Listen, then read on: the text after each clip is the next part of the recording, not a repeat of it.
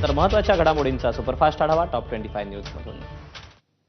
5 आंतरराष्ट्रीय विद्यापीठांना महाराष्ट्रामध्ये कॅम्पस स्थापन करण्यासाठी लेटर ऑफ इंटेंट। विद्यार्थ्यांना आंतरराष्ट्रीय दर्जाचं शिक्षण राज्यातच घेता येणार। नवी मुंबईत सुरू होणार या विद्यापीठांच्या शाखा। नाशिकमध्ये लिहिता वाचता आलं तर रिक्षाचा परवाना मिळणार। प्रादेशिक परिवहन विभागानं 145 रिक्षा चालकांना अपात्र ठरवलं। संतोष देशमुखांच्या हत्येला 6 महिने पूर्ण। देशमुख कुटुंबियांसह मस्तादोगचे ग्रामस्थ सोमवारी करणार आंदोलन।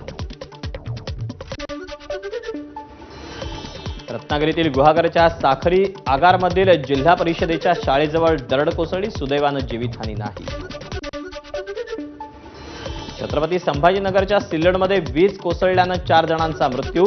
मृतांमध्ये 2 सख्ख्या भावांचा समावेश। भिवंडीतल्या वळपाडा परिसरात केमिकल गोदामाला भीषण आग। 10 ते 15 गोदामं जळून खाक।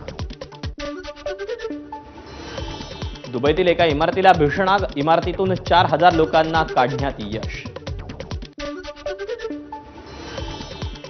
दक्षिण आफ्रिका वर्ल्ड टेस्ट चॅम्पियन लॉर्ड्सवरच्या अंतिम सामन्यात दक्षिण आफ्रिकेकडून कांगारूंचा धुव्वा। कर्णधार टेम्बा बाऊ आणि एडन मार्क्रमची निर्णायक खेळी। बातम्यांसोबत बुलेटिनमध्ये वेळ झाली आणखी एका छोट्याशा